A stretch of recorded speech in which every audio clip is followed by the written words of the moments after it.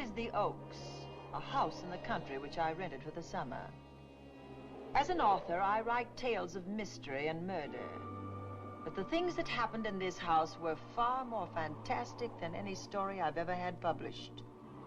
I brought a staff of servants from my city apartment, and my maid Lizzie Allen, who had been with me nearly 20 years. Lizzie? Yes, Miss Cornelia. Is the car ready? It's at the door.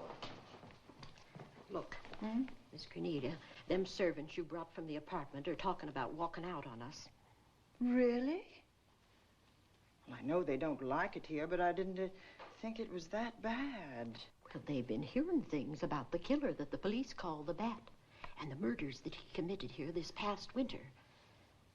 Now people are saying that he's back again. Well, how can they be sure of that? Has he committed another crime? No, not yet, but that ain't saying that he won't. Here's something else. You've heard about the bats they have here. Animal bats, the kind that fly. Yes, yes. Look what it says in this magazine. This is a report from the State Health Department, and it says some of them bats is rabid. Well. And that ain't all. Now there's a rumor going around that it was the bat himself, the killer, I mean, that released the rabid bats in this neighborhood. Oh, that's ridiculous. Well, the housekeeper, the cook, the butler, and the upstairs maid don't think so. Well, I can't help what they think. If hysterical nonsense like that can scare them out of their good jobs, it's their loss, not mine. Come on, Lizzie, I've got to get to the bank.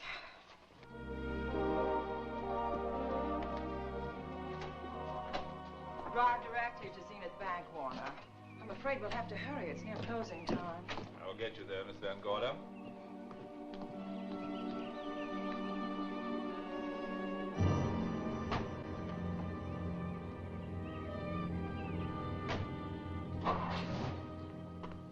Thanks again. Miss Van Gorder. How do you do, Mr. Barry? How are you? I'm very well, thank you. You remember Lizzie Allen?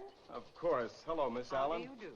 So you're spending the summer with us again? Yes, yes. I've leased the Oaks, the home of your bank president, John Fleming. I heard you had. I was surprised. Why? Is there something the matter with it? No. I was surprised because Mr. Fleming said he would never rent it. Oh? Well, I rented it from his nephew, Mark Fleming, who has the real estate office here. He said his uncle would be gone the entire summer. That's right. Mr. Fleming's in the North Woods now with his physician, Dr. Wells. Oh, pardon me.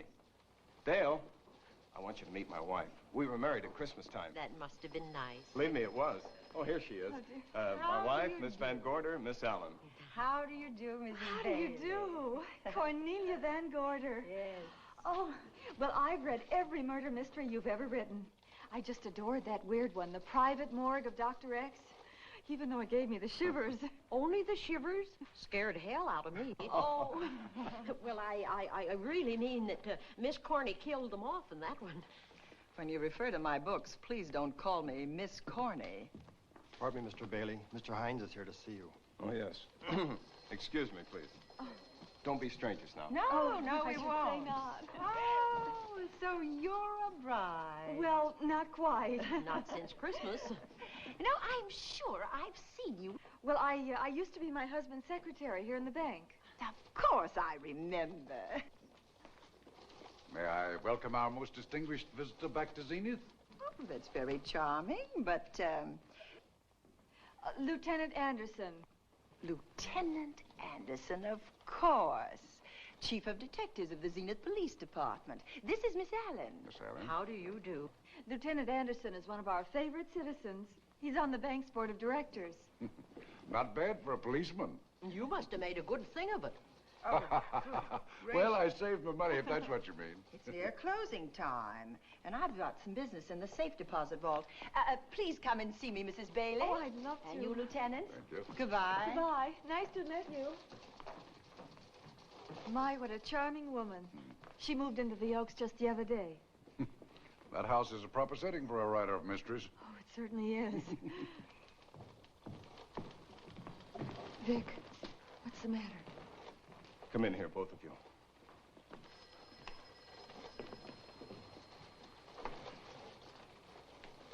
Andy, we're in trouble. Wendell Hines came in to pick up $350,000 worth of bonds that we were holding as collateral for a loan. They were kept in our special vault. Mr. Fleming and I are the only officers of the bank who have access to that vault. So? The Hines bonds are gone. That's not all. Other negotiable securities are missing. From what I can gather, short of a careful check, the bank has been looted of over $1 million worth of securities. You'll have to notify Fleming. I wish I could talk to him. Unfortunately, he and Dr. Wells are deep in the woods. They can't be reached by phone.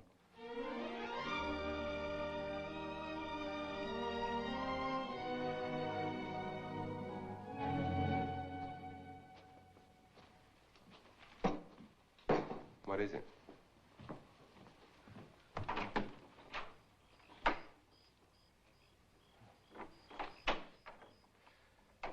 I thought I heard someone on the path coming from the lake. Had an idea it might be that guide of ours. Oh, Sam won't show up until morning. It's a 20-mile canoe trip from here to civilization. 5 will get you 10. Sam has a message for me. I thought you told him at the bank not to bother you. I did, but they'll bother me. Doctor. Yes, John. What would you do for $500,000?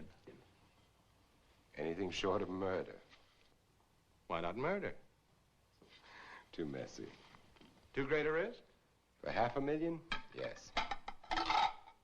I pinched $1 million from the bank. Well, I'm not kidding. I embezzled it. Not that I think you wouldn't do it if you thought you could get away with it. I got away with it. I'm not talking about currency. I took negotiable securities that could be converted into cash. I have the cash. In 10s, 20s, and 100s. Well, I'm your doctor, not your lawyer. Why tell me this?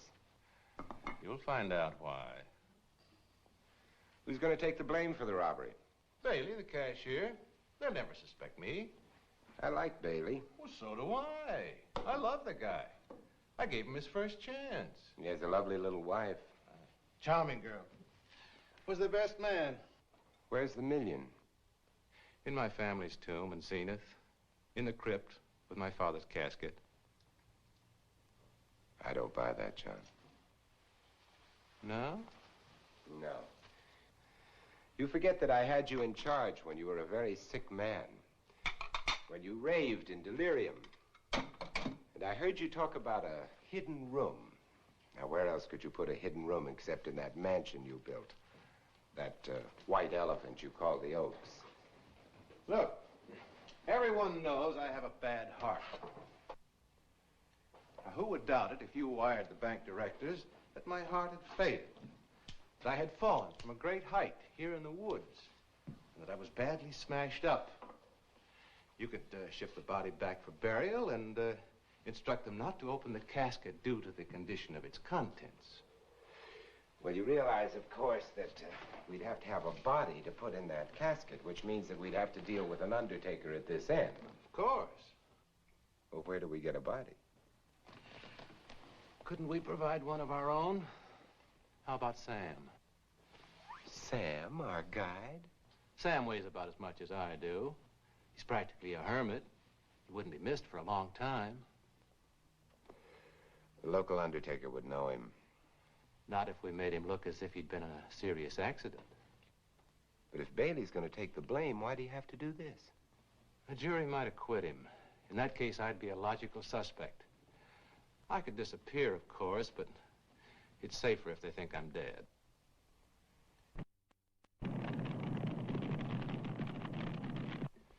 What if I don't go for this deal? In that case, it would be too bad.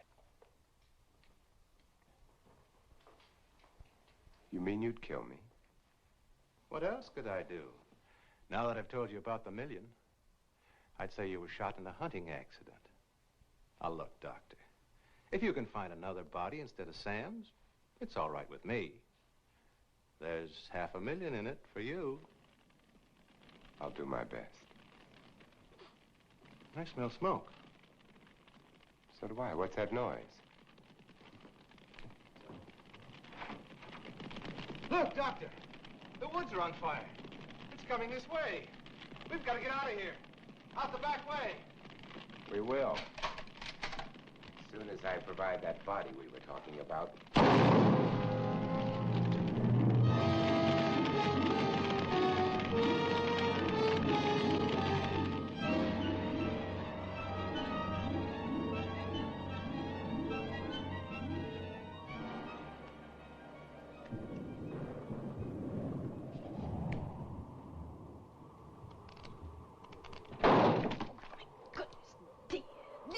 Is that you?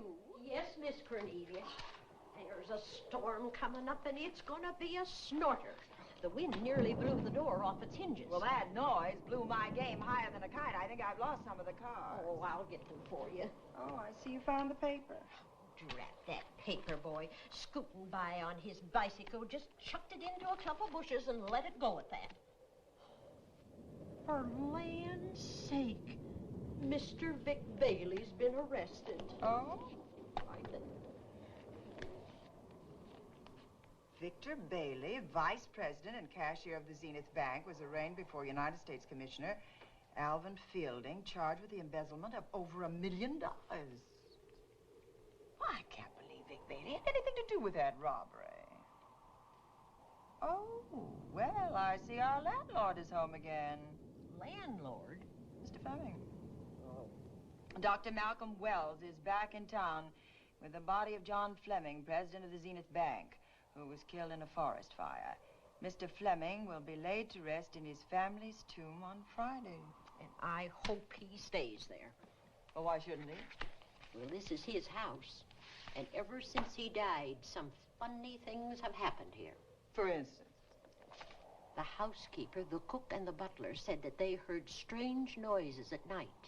And the upstairs maid swore that she met a man without a face coming up the back stairs. Oh, so that's why they quit and left me to run this place without a staff. They didn't tell you, Miss Corney, but the truth is they were scared to stay. But you're still here, Lizzie. Haven't you seen anything? No. No, and even if I had, I ain't afraid of ghosts. They're afraid of me.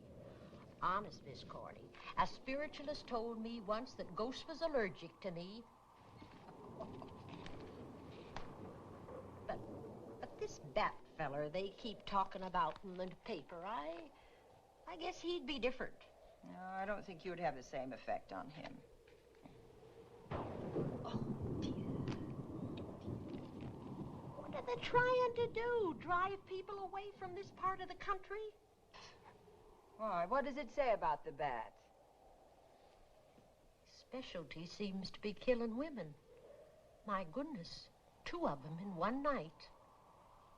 All his victims died the same way, like their throats had been ripped open with steel claws.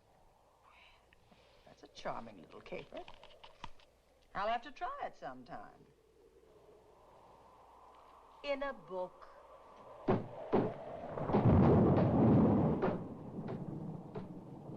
That ain't nothing, just something bumping against the house.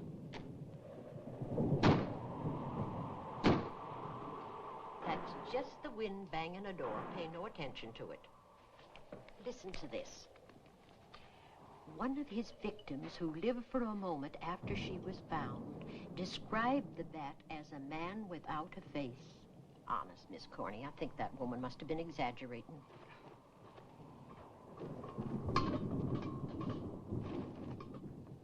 That's just that heavy tapestry at the top of the stairs. I know. I've heard it before on a windy night. That sounds as if there was someone on the stairs. I know there isn't. At least there shouldn't be. There ain't. Them's just the noises you hear in any old house on a windy night. It says here that the bat never leaves no fingerprints. That's understandable. Having no face, he probably has no fingers either. Lizzie!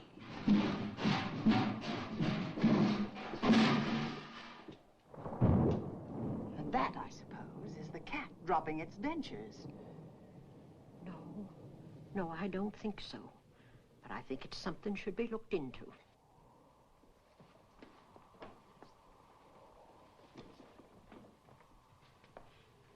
Now, who chucked him down here? The wind, I hope. There must be a window open up there. No, Lizzie. Let him lay. Let him sleep it off. I hope the power lines don't go down, put the lights out. Now, we'll check the windows in the living room and draw the curtains, and then we'll go to bed. Yes, ma'am.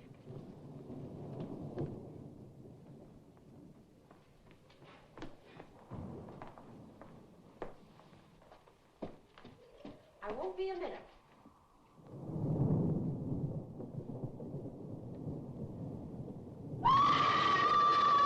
Gordy! Oh!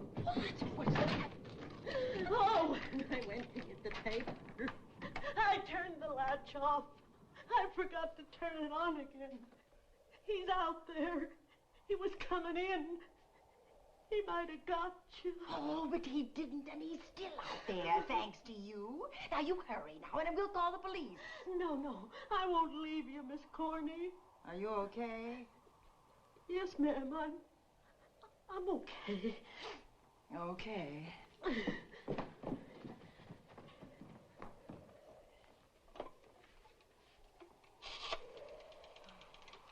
Operator? Give me the police department, please.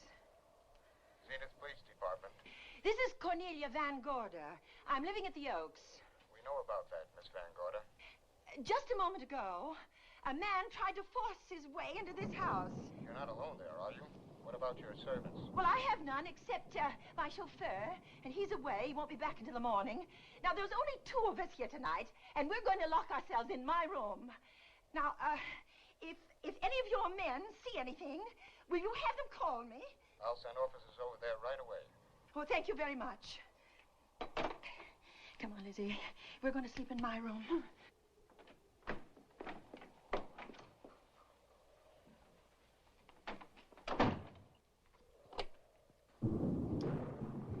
Well, nothing can get at us in this room now, I think. This door seems good and solid. Like the door to a tomb.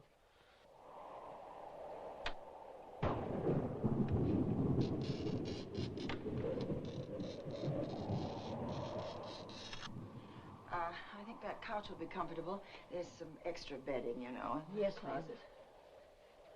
Let's see now.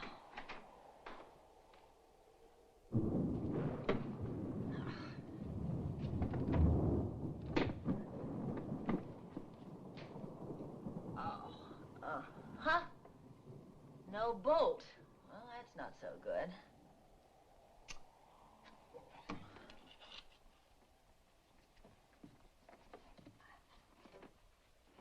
What's that for? That, my good woman, is a booby trap. If anybody tries to open this transom, this will be knocked off, and we'll hear it fall.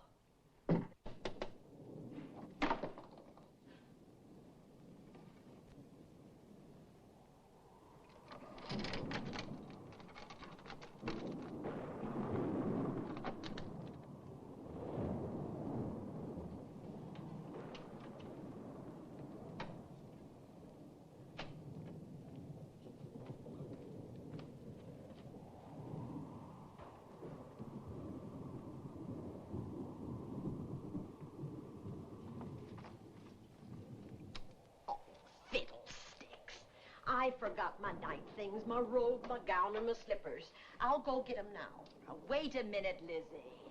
I'll go with you. Now, don't you bother, Miss Cornelia. My room's just down the hall. Lizzie, I told you to wait. It's all right. I'll only be a second.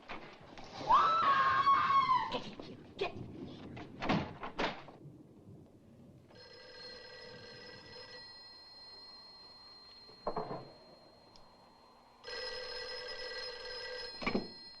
Yes? Miss Van Gorder? Yes? Zenith Police Department. There's a police car just outside your house, and the officers in it have reported that there's no sign of a prowler anywhere on the grounds. Well, the man's inside now. He's in the hall, just outside my bedroom. Have your men break through the kitchen door and search this place from top to bottom. Okay, Miss Van Gorder. Sit tight. I will. I have a gun, and I know how to use it.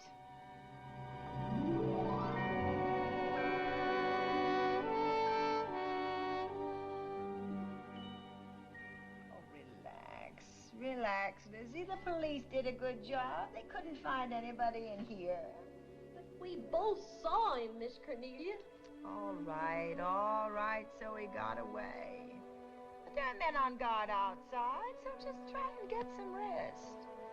There's nothing can get at us here.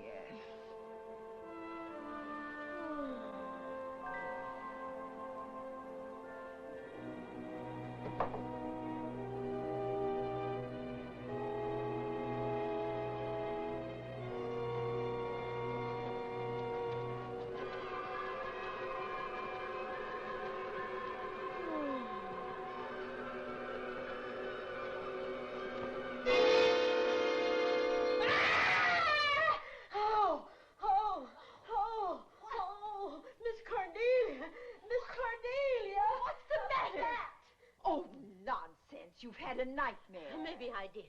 But there was a bat in it, and it bit me. It flew in that closet. Oh, good gracious, Lizzie, you're right.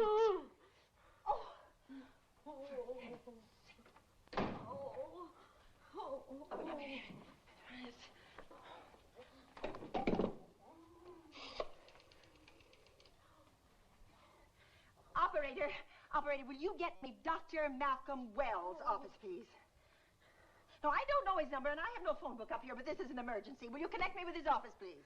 Oh, dear, I'm going to get the rabies. Hello? Hello?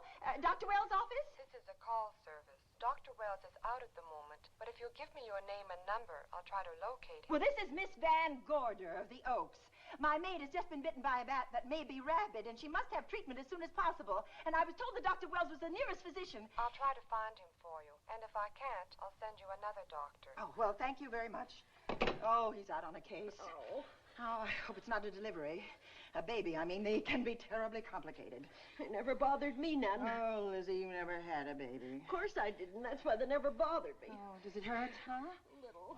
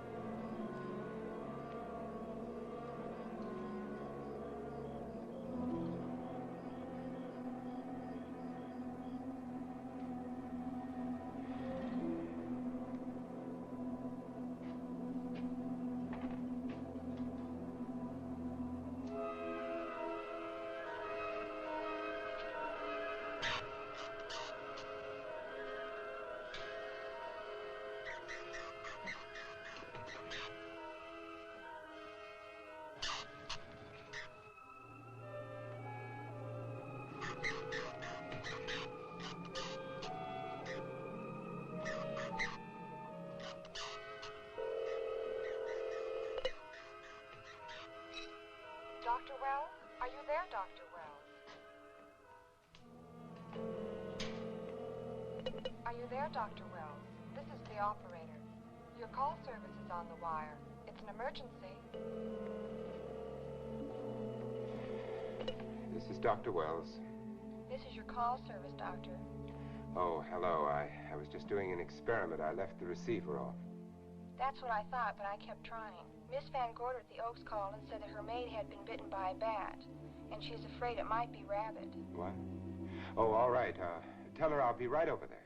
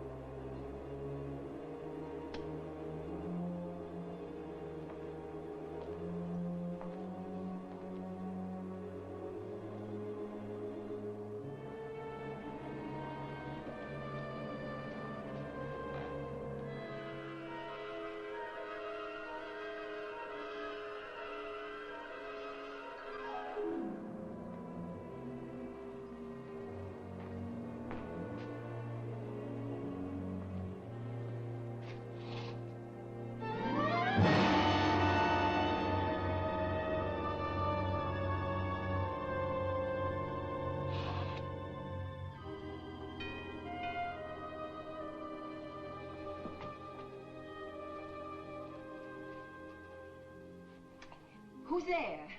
Dr. Wells. Come in. Good evening. Oh, I'm so glad they found you, Doctor. Well, I reached my office shortly after you called. How is your maid? Is she in any pain? No, she doesn't seem to be. Did the bat get away? No, I believe it's still in my bedroom. Oh, good. I'll want to examine it. There you go, Miss Allen. Now you feel better? Doctor, have I got the rabies? Well, I can tell you better after I've examined the bat's brain under a microscope. That thing's got a brain? Oh, you'd be surprised. Well, where is it? I think the little darling is in that closet. Oh. You know, it's a pity you leased this house, Miss Van Gorder. Why a pity? Well, my dear lady, I don't want to alarm you, but... Oh, well, after tonight, nothing can alarm me. Yes, I understand. It must have been terrifying. So many unexplainable things have happened here. There's something about the place. Your servants must have sensed it when they walked out on you. An apprehension of disaster. Well, let's see. Aha! Yes. There he is. All right, now, take it easy. Nobody's going to hurt you. Quiet now. Quiet.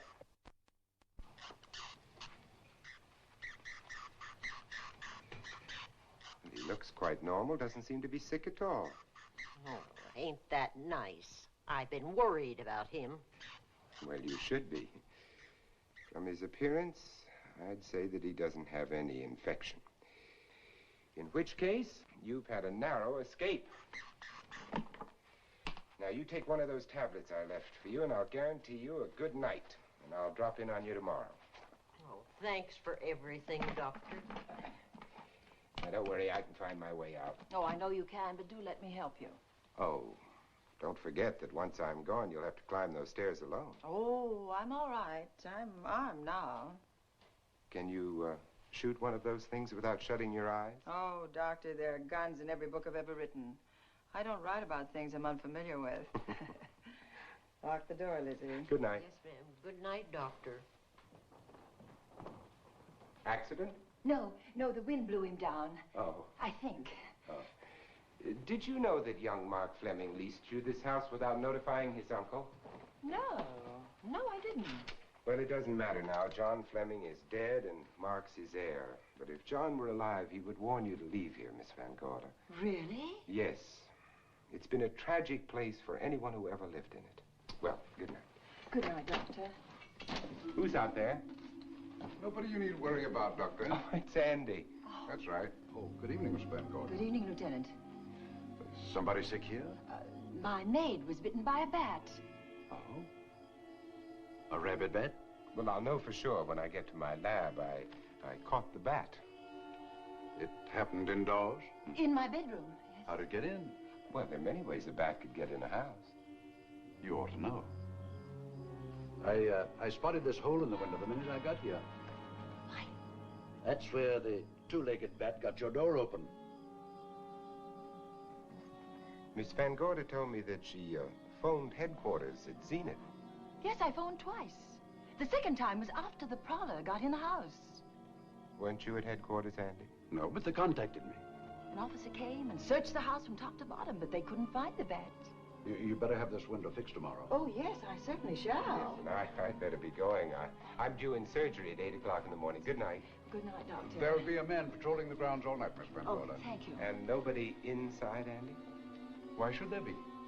Well, how do you know but what the bat is hiding somewhere in the house?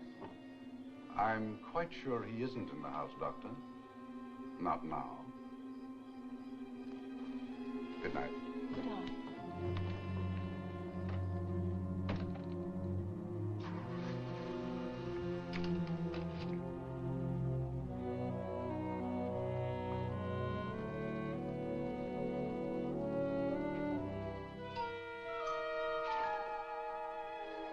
Hi, Andy. Hello, Mark. Well, congratulations. Real estate business must be picking up. New office, new furniture. New deal. How do you like it? It looks expensive. Are you squandering your inheritance? Oh, I haven't got it yet. Well, the paper says John Fleming left his entire fortune to you. Funny thing about that entire fortune is that we can't find it. No kidding. Oh, all Uncle John had in his bank account was a couple of $100. And his safe deposit box was empty. If we don't find that missing million, mine will be empty, too. How come? Well, all my savings were invested in Zenith Bank stock. The examiners won't certify the bank as solvent until those stolen securities are found. So the stockholders have voted an assessment that will wipe some of us out. It's a since those securities have been converted into cash. And if I can't find that cash, I'm sunk. Well, where are you going to look for it, Andy? Here in Zenith. Your uncle wouldn't take $1 million on a hunting trip, would he? You suspect Uncle John? Why, Andy, he founded the Zenith Bank. That'd be like robbing the family tomb. You think he wouldn't? Well, besides, Vic Bailey's fingerprints are all over the vault. Now, they didn't find any of Uncle John's fingerprints. Because he wiped them off. Can the defense prove that? They'll try to. Judy Hollander, Bailey's secretary, is a defense witness. And they believe her testimony will have a powerful effect on the jury. Oh, well, she has a powerful effect on me. Judy's a doll. Here's the book you mentioned, Judy. It's your newest one. Yes, it's just been published. You can have that copy if you wish. Oh, it's a first edition and you've signed it. Yes, of course. Thank you so much. May I serve tea now, Miss Van Gorder? Yes, please do, Warner. Thank you. Well, I see you've engaged new servants. Yes, of course. Well, how did you persuade them to live in this house? Well, Jane Patterson, my new housekeeper, knows this house better than you do, Doctor. Oh? She worked for John Fleming. And Warner was my chauffeur. Chauffeur turned butler? It's incredible. He can play any part at a moment's notice. Did you get a plumber, Warner? No, we can't get a plumber for 3 days, madam. What about that leaking pipe? The basement will be flooded in 3 days. Now, the pipe is no longer leaking. You mean it's dried up of its own accord? No, not quite. I packed the elbow where the water was coming out. Packed the elbow? Oh, where did you learn how to do that? Well, into each life, a little rain must fall, and a careful man learns to keep himself dry. Now, is there anything else that you require, Miss Van Gorder? No, not at the moment, Warner. Thank you, madam. Now, there's a character. How long did you say that he worked for you as chauffeur? About 3 months. Well, I hope he doesn't have a police record. My dear Dale, it may interest you to know that the last night of his life, John Fleming told me that he loved your husband like a son. If Fleming were alive today, he would be fighting to prove Vic's innocence. Could Mr. Fleming prove his own innocence? Miss Van Gorder, can there be any doubt about it? There will be when Miss Hollander testifies at Vic's trial. Oh? You know something that we haven't heard yet, Judy? Something I saw with my own eyes. She's not permitted to say what it was. My dear girl, I wouldn't think of asking her. But let's assume for a moment that Fleming did steal the $1 million. Now, what would he do about it? Where is it? Hidden someplace where he could lay his hands on it without getting caught in the act. Now, if I was writing this, instead of living in the middle of it, I'd hide it right here in this spooky old house. Under a loose floorboard or up a chimney? If Mr. Fleming had the nerve to steal $1 million, he'd make his plans well in advance. I'd say he'd prepare a place to hide it. Possibly when this house was being built. Now, I rented this place from Mark Fleming, his nephew. I wonder if he'd have the floor plans. I'll ask him. Yes. Lizzie, will you bring Mrs. Bailey the phone? Oh, you ask him now. Okay. His number is Summit 7537. Oh, thank you, Lizzie. Summit 7537. Not bad, eh, Andy? That means new business. Now, you see, somebody wants to buy a house. Mark Fleming speaking. Oh, hello, Dale. Well, hang on a minute, honey, while I see if I have him. It's Dale Bailey, all excited. Miss Van Gorder wants to know if I have the floor plans of the Oaks. Now, what would she want with the floor plans? Well, she suggested to me that your uncle might have hidden the bank loot there. Are the plans here?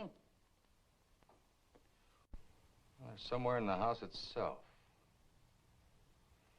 Wait a minute, there is a place where Uncle Johnny might have kept those blueprints. What place? Well, I heard him talk about it a good many years ago. I can't be sure of the exact location. Anyway, I don't think the old boy had the guts to steal $1 million. But if I find those plans, I'll let you know, Andy. Hello, Dale. Look, honey, I haven't seen those plans since I was a kid, but I'll come over tonight and maybe we can find them. Thank you, Mark. We'll expect you. He seems to think they're here in the house somewhere. He's coming over tonight. Well, that's good. Dale and Judy are my house guests for the weekend. Would you like to have dinner with us tonight? Oh, no, thank you. I couldn't. I still have a few calls to make. You know, if Judy's testimony is going to clear Vic Bailey and implicate John Fleming, others may get the idea that there's buried treasure in this house.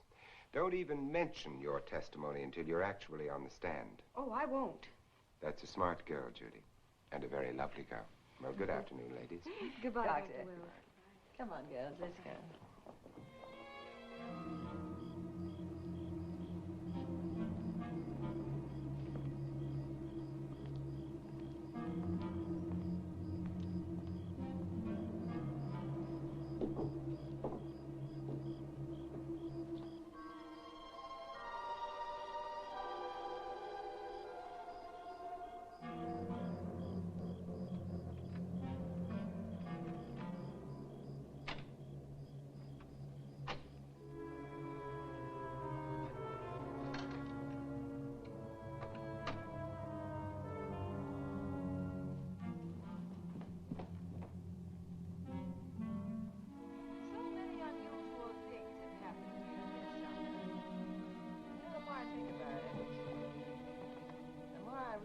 I should be putting them down on paper.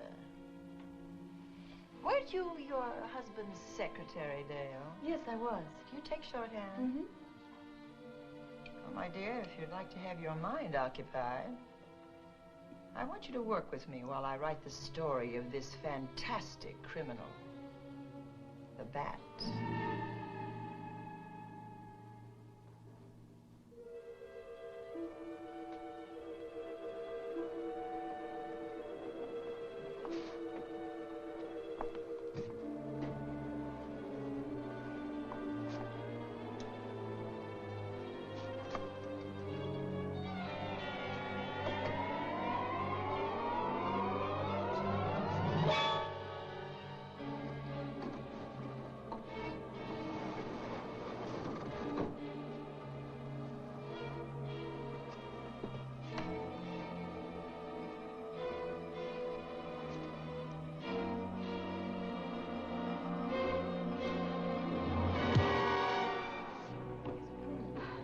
Wonderful dinner. Thank you. It's really nice. Good dinner, Lizzie, as usual. Wonderful. Oh, what a lovely piece of silver. It's an original, isn't it? Yes, they still use them in England for buffet breakfasts. Some hot water in the bottom. You should keep us hot your sausages and your scrambled eggs. Interesting. It's very useful. Really nice.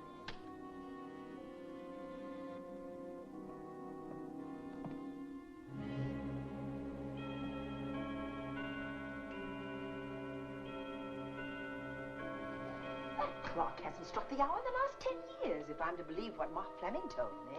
Why is it angled away from the wall like that? I don't know. Somebody must have moved it. Lizzie, very likely when she was dusting. Wait a minute. Did you know there's a door in this paneling? No, I didn't.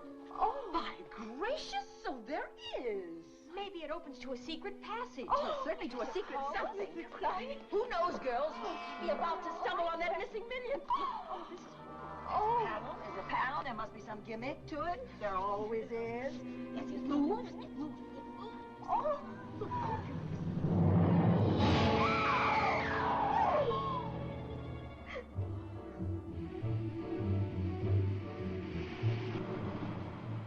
Calling car 11.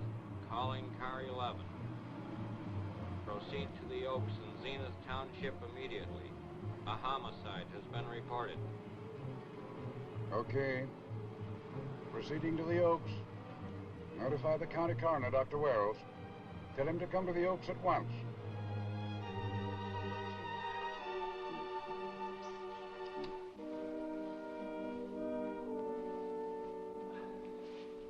Horrible. As if his throat had been torn by some creature with fangs or claws or... That's his sign. We found it on the others he killed. I'd hoped those reports that he was up to his old tricks again were pure imagination, but apparently they're based on fact. He's come back. Back to the scene of his kills. Yes, that's who I mean. That's who did this. The bat. Who found Mark? We all did. And his Dale and Judy and I. Lizzie was in the dining room. This is my new housekeeper, Jane Patterson. You know, she worked for John Fleming. I know her. Where were you, Mrs. Patterson? In the kitchen, cleaning up. I cooked the dinner tonight. Did you know that the secret closet was here? No. It was behind the grandfather's clock. Well, it was I who found it, really. Noticed the clock had been moved and the door wasn't quite closed. I'll get it.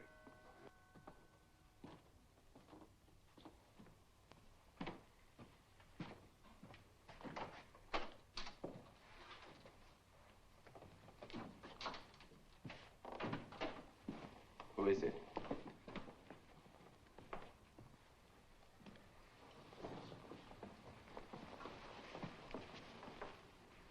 Mark Fleming. As coroner, you saw the same wounds on the others. How long's he been dead? Oh, I'd say about a half an hour. You believe it was the bat? That's the bat's trademark. Perhaps he's still in the house. That's possible. Why should he be? Because he's looking for something, and like you, he believes it's here. And he's a persistent killer.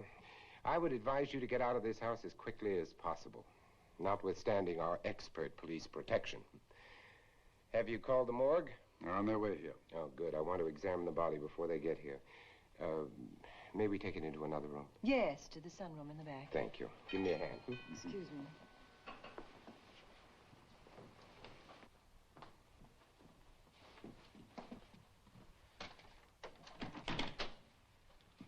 Oh, Warner, where have you been? Well, madam, has been an accident? There's been a murder. Mark Fleming, the young man from whom I leased this place, was killed here tonight. They know who did it? Well, they believe it was the bat. I'm sorry I had to use the front door, Miss Van Gorder, but I forgot my keys, and when I rang the bell at the kitchen door, there was no response. Oh, this is Warner, Lieutenant. He's my butler. He was my chauffeur.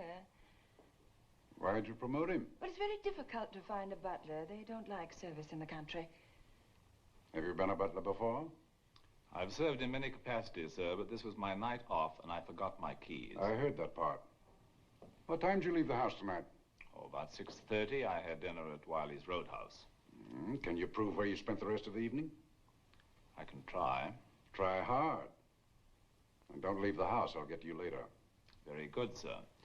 I shall be in my room, Miss Van Gorder, if you need me. Yes, Warner.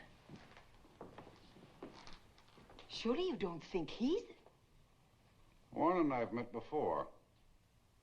I can't recall where or when, but I will.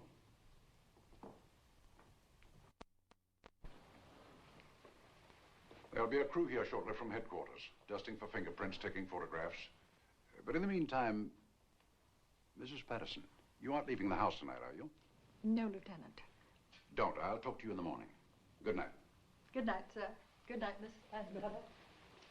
Dale, I was with Mark Fleming this afternoon when you talked to him about the floor plans of this house. I heard him tell you he was coming here tonight. Dale called him at my request. She told me he was coming. Who else should I tell you that? Judy, Lizzie. And that nice Dr. Wells. Dr. Wells. There are a few killers who kill for the fun of it. The bat very likely is a mental case, and I'm convinced that his crimes are motivated by his mania for personal gain. There's $1 million at large, and he's going to keep on hunting for it until he lays his hands on it. Now, these young ladies are staying here tonight? Yes, they're my house guests. Well, when my crew arrives, we'll be busy for a while, so I'd suggest that we go to our rooms? That's a very good idea. Come on, girls. What about a police guard for this house tonight, Lieutenant? You've got one. I'm going to cover this place tonight from the attic to the basement. If the vet makes another call, I'll have a little surprise for him. Who is he? Have you any idea?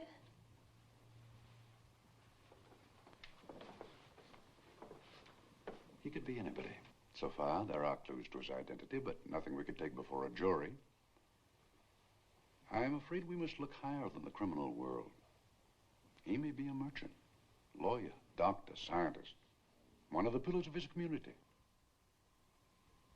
Ladies, lock your doors tonight. Stay behind them. I promise you you'll be safe. Good night. Good night, Lieutenant. Good night.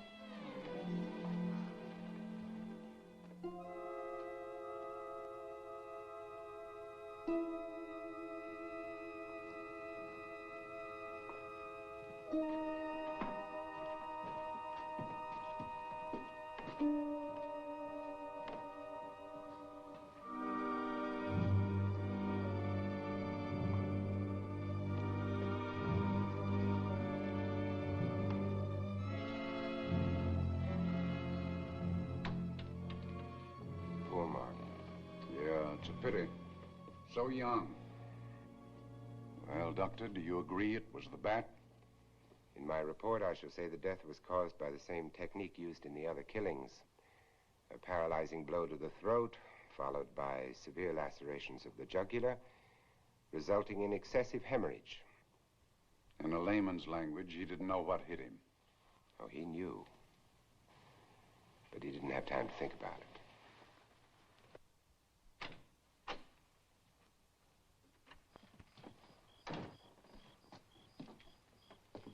You staying here tonight, Andy? Well, until I check the doors and windows, but I'll be back bright and early in the morning. Neither snow, nor rain, nor heat, nor gloom of night stays these couriers from the swift completion of their appointed rounds. A lot of people are due for a shock when I close this case. Yes, I'm sure they are. Good night, Andy. Don't get hurt. Good night, Doctor.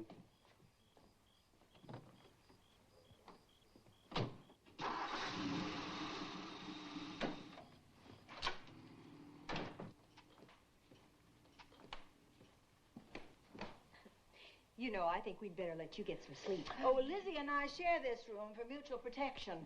You know, one night, a storm blew the wires down, put the lights out, and I went out the next day and bought a half a dozen of these things. You better take one with you, Dale. Oh, thank you. We'll go across the hall now. Are you sure there's nothing else you need? Oh, no. Quite sure. We'll be all right. Well, if anything bothers you, you just sing out, and 2 strong women will come to your rescue. Oh, nothing will bother us. Not with Andy on the job. No. Well, good night. Good night, Miss Van Gordon. See you in the Don't morning. worry, everything will be all No, right. we won't. Good night. Good night.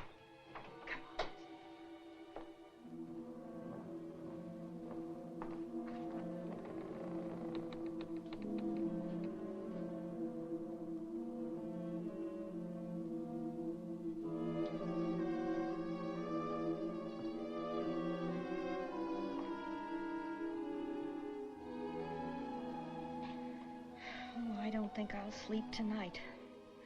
Me neither. All I can see is poor Mark Fleming staring at us.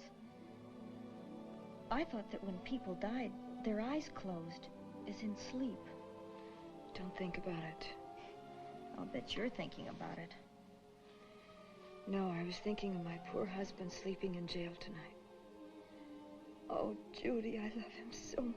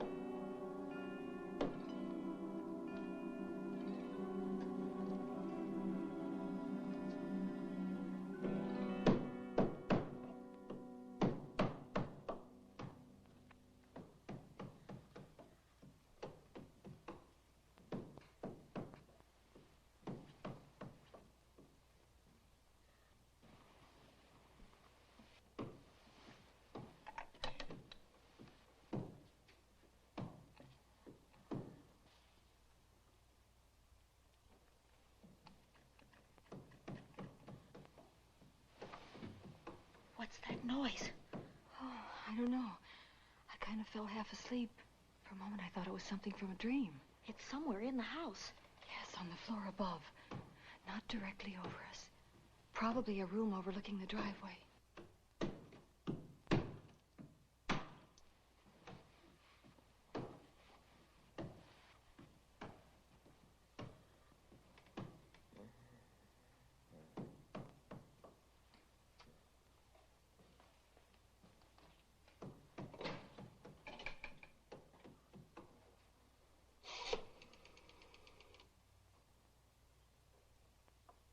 Should we call Miss Van Gorder?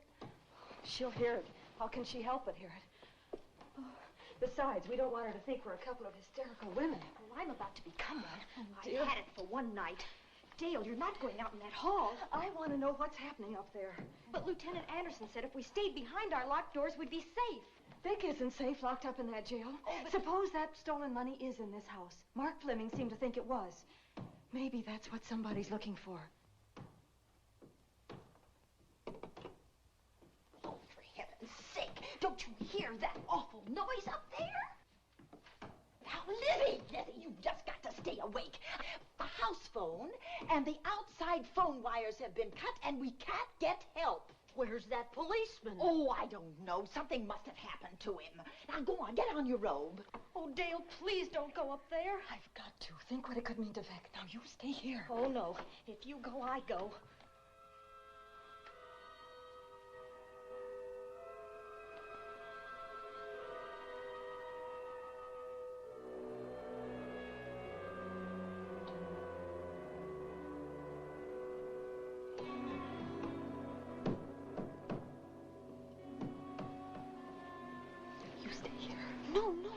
Go up there alone. You wait here. I'm going to see what it is. Oh, please let me go with you, Judy, Dale.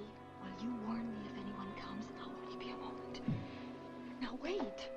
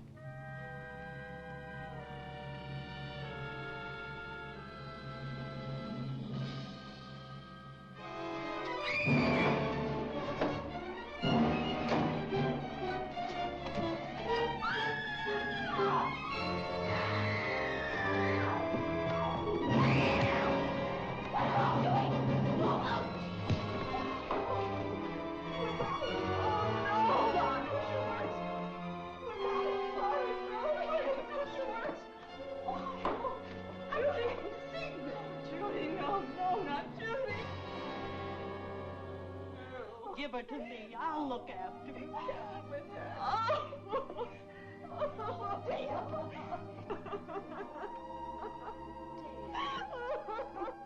Poor baby.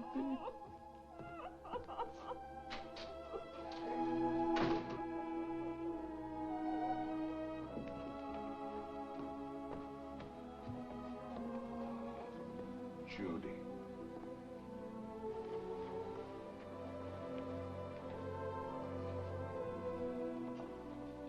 The bat. Yes, the bat. He caught her at the head of the stairs. We saw him rushing down the stairs as we came out of the room. I hurled that after him. I hit him, I believe. I'm going to cover this place from attic to basement, you said. Well, what were you covering when that poor child was murdered? Where were you? I saw a man outside in the grounds. I went out there and hunted him. I heard him in among the trees, and so I followed the sound of him as far as the brook down near the back road. And then I lost him. I'd rather give my own life than have this happen to Judy. But I told you to stay in your rooms and lock your doors and stay there. What was she doing at the head of those stairs? That was my fault. They heard a strange noise. Heavy pounding in one of the rooms on the 3rd floor. We all heard it. I wanted to see what it was. Judy, I wish she wouldn't let me go out by myself. I made her stay on the balcony. What about your new butler? Oh, well, he's in his room, I suppose. Oh, Mrs. Patterson. Oh, yes. Did you know what happened here? No, sir, but I heard the screams. I went to call Warner. We have rooms on the same floor, but he wasn't in his room. His bed hasn't been slept in. If Mrs. Patterson heard the screams, Warner could certainly hear them. You're quite right, sir. I heard them. Oh, you did? And where were you? Outside in the grounds. Miss Holland has been murdered. No. Oh, so you're surprised. Shocked. Well, I've seen better performances. I remember you now. Your name's not Warner. I've got a circular in my office with your picture on it. The Chicago police not so long ago were hunting for you in connection with the robbery. You're right again, sir. And they found me and they tried me and I proved my innocence and I was acquitted. That could have been a lucky break. Where were you when this child was killed? I told you before, sir. Outside. What were you doing there? I was following you. I saw you leaving the house and it seemed that you were hunting someone. I thought you might need some help. Oh, yes, sir. I followed your flashlight down through the trees. Then it disappeared. And then suddenly, as I was staring out into the darkness, I was struck by something on the back of the head. The next thing I knew, I was lying on the ground. I realized I'd been knocked out. I wish you had been knocked out. But then we'd have found you with your mask still on your face. You were hit here in this house with this poker as you were rushing down those stairs after that child was killed. Oh, no, sir. You can't pin this on me. I'm not the bat. I've never killed. I couldn't kill. I won't take the rap for this.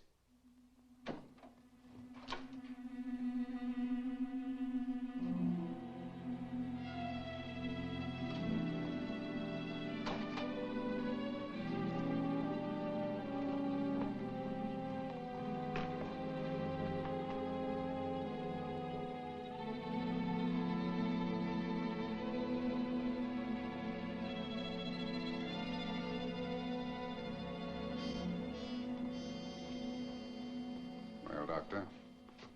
We have another case for the county coroner.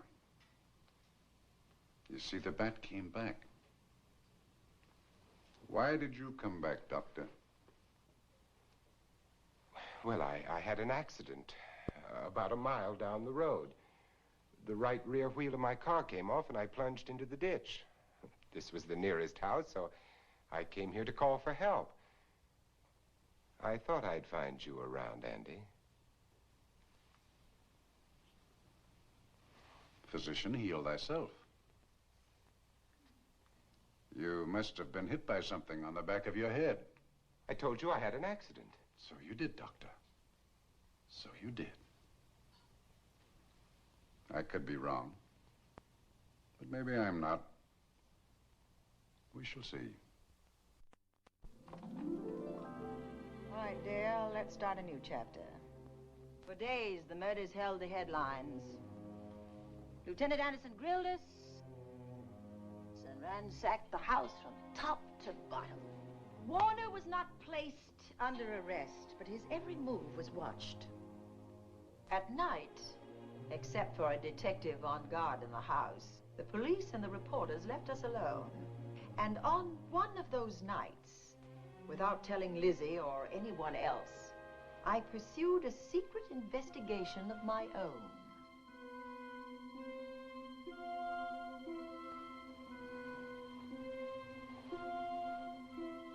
It was in an empty room on the 3rd floor where we kept our trunks and other things.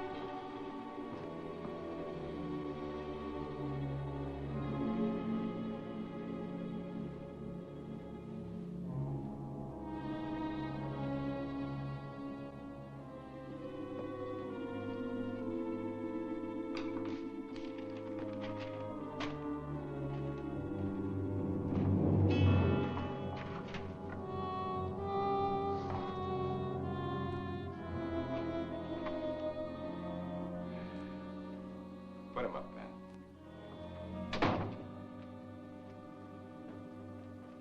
It's a bright idea to kill me in my own lab and let people think that I'm the bat. But you had to kill me first. What was it to be, ambush? And clever as you are, you're not smart enough to do that. Nor were you smart enough to find the money, though you came quite close to it. But I know where it is. And when you're dead with that sign pinned on your chest, I'm going to collect it and live happily ever after. He destroyed himself. How true that will be. Well, goodbye, Bat. Here's a serum that will heal you whether you're rabid or not.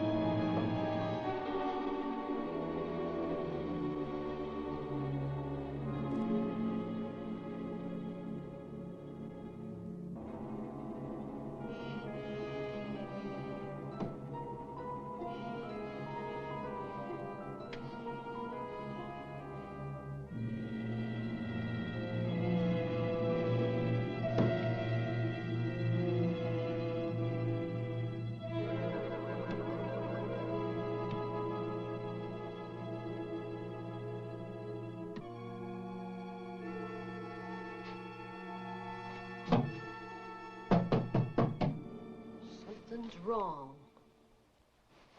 Something's wrong.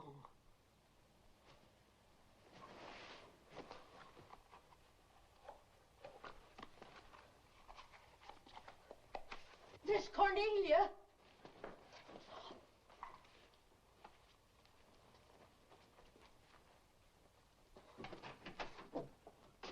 Miss Cornelia!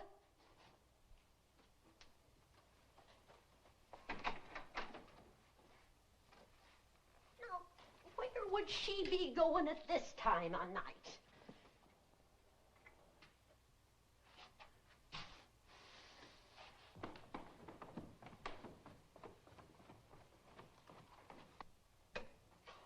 Well, land's sake.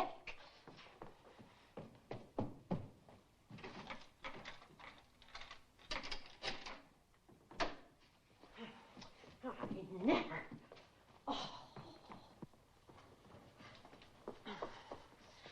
Mr. Davenport. Mr. Davenport. Oh, a fine thing. The door unbolted, the chain off, and you asleep on the job. Wait till Lieutenant Anderson hears about this. Come on, wake up. What's the matter with you? I don't know. My head hurts. My whole body's numb. Here, take a sip of this. Try to snap out of it. I'll be back in a minute.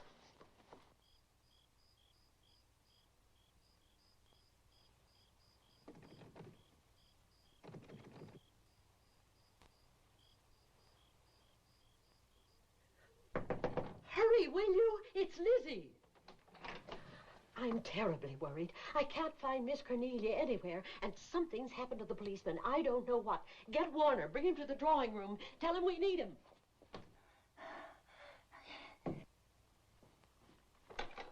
Are you all right now? Yeah, I'll be all right in a minute. I remember now. I took a drink of wine from that decanter there. Miss Van Gorder told me to help myself. She wouldn't put nothing in it? Well, somebody did. Somebody who knew I was on duty here. Then it was somebody that got Miss Van Gorder. I can't find her anywhere. Upstairs, downstairs, or in the basement. I told the housekeeper to get Warner. Lieutenant Anderson will want to know about this. Hello. Yeah, this is Davenport at the Oaks. We've got trouble here. Well, for one thing, I was drugged. Yeah. But I must have been knocked out because the maid tells me Miss Van Gorder's missing. Well, you better call Anderson and let him know. He's not at home. Well, where is he? Out on a case? What case? Dr. Wells. What else did they tell you about it? Oh, hurry, will you? We've got to find Miss Cornelia. Okay. Lieutenant Anderson is out on a case. Dr. Wells was found dead in a room next to his garage, murdered. Dr. Wells? There's something queer about the killing of Wells, but headquarters won't talk about it. Lizzie, Warner isn't in his room. There's no sign of him anywhere. And I was supposed to keep an eye on that guy. Where's Miss Cornelia? That's what I want to know. Wait a minute. Didn't you say that the chain and the bolt were off of the front door? I certainly did. Well, maybe Miss Van Gorder went outside. Oh, she never would. We better look. I can't breathe. There's no air.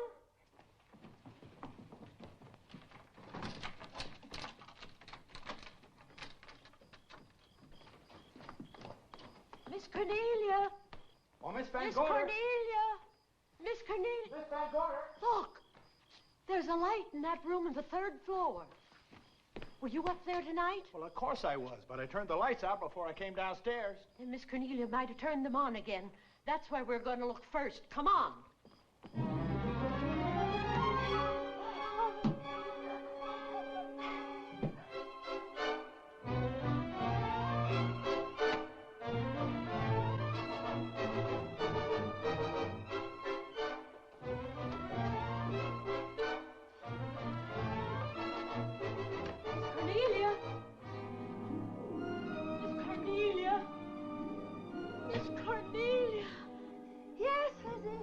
I'm here.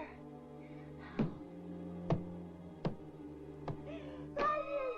Come to the mantelpiece. Here we are, Miss Van Gorder. What do we do now?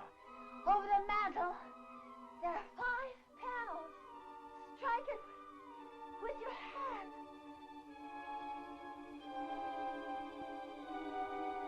Which panel did you say, Miss Van Gorder?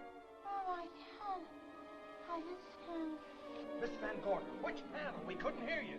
She said strike it. What difference does it make which panel? Strike them all. Look.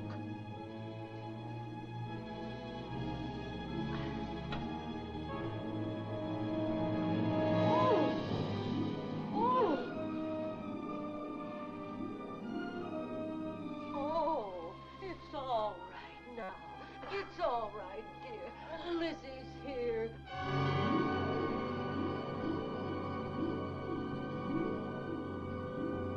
Feeling better? Yes, much better. We'll take you to your room. Oh, no, you won't. I'm going to stay right here. I'm quite all right. Oh, how blessed it is to breathe without an effort. You know, no one knows how sweet the air can taste until someone shuts it off for a moment. That room is just like a box.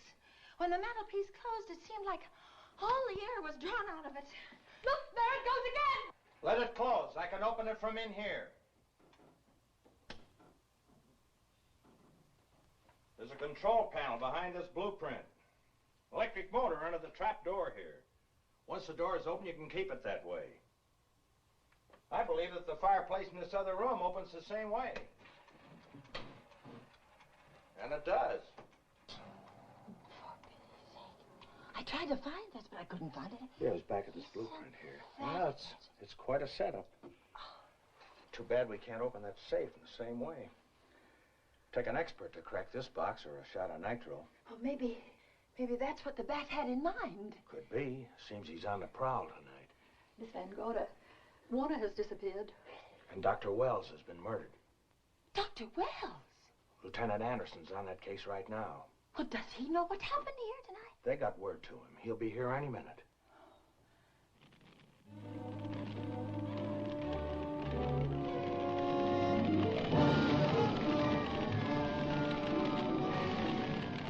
What's that noise? Miss Van Gorder, the garage is on fire. Scott, look at that. Lizzie, put that light out in the other room. Now, where are you going? To report the fire. Well, you just stay right here. Miss Van Gorder, the garage. Well, let it burn. You watch the stair. Can't you see that fire was set to get us out of the house? Out of the house? Were you talking about the... Yes, I'm talking about the bat.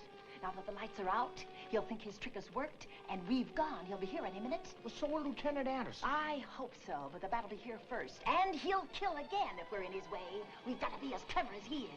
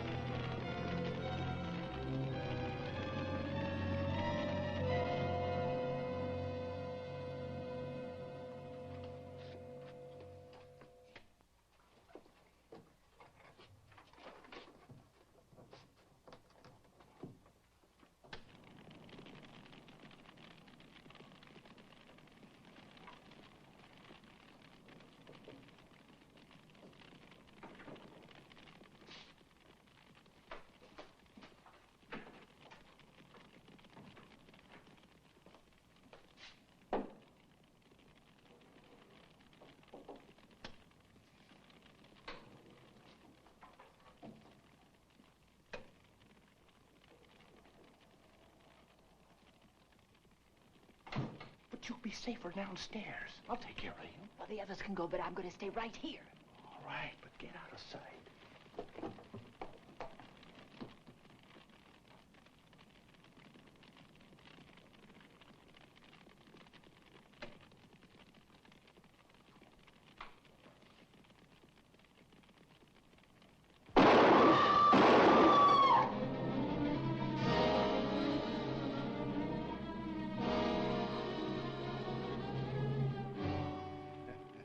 Let's face it, ladies, and get it over with.